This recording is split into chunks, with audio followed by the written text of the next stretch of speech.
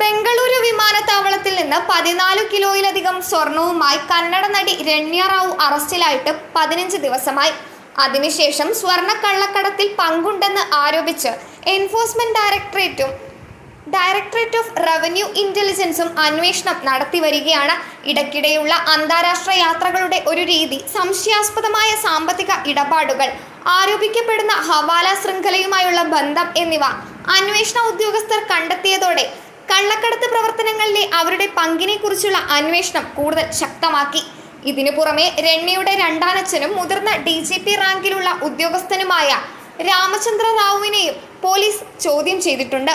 ഉദ്യോഗസ്ഥരെ സ്വാധീനിക്കാൻ അല്ലെങ്കിൽ കള്ളക്കടത്ത് ശൃംഖലയ്ക്ക് സൗകര്യമൊരുക്കാൻ അദ്ദേഹത്തിന്റെ സ്ഥാനം ഉപയോഗിച്ചിട്ടുണ്ടോ എന്ന് അന്വേഷണ ഉദ്യോഗസ്ഥർ പരിശോധിച്ചു വരികയാണ്.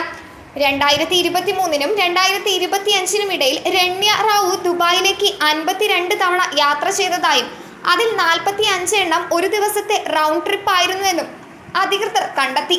2025-ലെ ആദ്യ 2 മാസങ്ങളിൽ അവർ 27 സന്ദർശനങ്ങൾ നടത്തി. പലപ്പോഴും ബംഗളൂരു, ഗോവ, മുംബൈ എന്നിവിടങ്ങളിലൂടെ കടന്നുപോയി. 45 തവണയായി അവൾ ഒറ്റയ്ക്ക് യാത്ര ചെയ്തത് ഒരു കള്ളക്കടത്ത് സംഘത്തിൽ അവർക്ക് പങ്കുണ്ടോ എന്ന സംശയം ശക്തമായി ഉയർത്തുകയാണ്.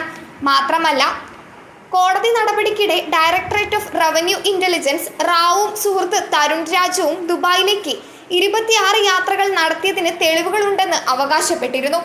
യാത്രകൾക്കിടയിൽ റാവുവും രാജുവും രാവിലെ പുറപ്പെട്ട് വൈകുന്നേരത്തോടെ തിരിച്ചെത്തുമായിരുന്നു. ഇത് സംശയം ജനിപ്പിക്കുന്ന ഒരു രീതിയാണ്. 2023-ൽ കള്ളപ്പണം വെളുപ്പിക്കുന്നതിനുള്ള ഒരു കൂട്ടായ്മയായി ആരോപിക്കപ്പെടുന്ന ദുബായ് വീര ഡയമണ്ട്സ് ട്രേഡിംഗ് എന്ന സ്ഥാപനം റാവു രജിസ്റ്റർ ചെയ്തു. നടനും ബിസിനസ്സുകാരനുമായ തരുൺ രാജുവാണ് ഈ ശ്രമത്തിൽ അവരുടെ പങ്കാളിയെന്ന് റിപ്പോർട്ടുണ്ട്. 2022-ൽ അവർ ബംഗളൂരുവിൽ ബയോ എൻഹോ ഇന്ത്യയും സ്ഥാപിച്ചു. പിന്നീട് അതിനെ സിറോഡ ഇന്ത്യ എന്ന് പുനർനാമകരണം ചെയ്തു.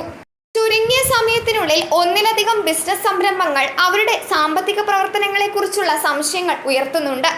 അവരുടെ അക്കൗണ്ടുകളിലേക്ക് നിക്ഷേപിച്ച പണം പിന്നീട് സ്വർണ്ണക്കള്ളക്കടത്തുമായി ബന്ധപ്പെട്ട അജ്ഞാത സ്രോതസ്സുകളിലേക്ക് വഴിതിരിച്ചുവിട്ടതായി സംശയിക്കുകയാണ് ഉദ്യോഗസ്ഥർ. അവരുടെ സാമ്പത്തിക രേഖകളും പരിശോധിക്കുന്നുണ്ട്. നിയമവിരുദ്ധമായി സമ്പാദിച്ച സ്വത്ത് നിയമാനുസൃതമാക്കാൻ രണ്യയുടെ ബിസിനസ് സംരംഭങ്ങൾ ഉപയോഗിച്ചിരിക്കാമെന്നാണ് അന്വേഷണ ഉദ്യോഗസ്ഥർ കരുതുന്നത്.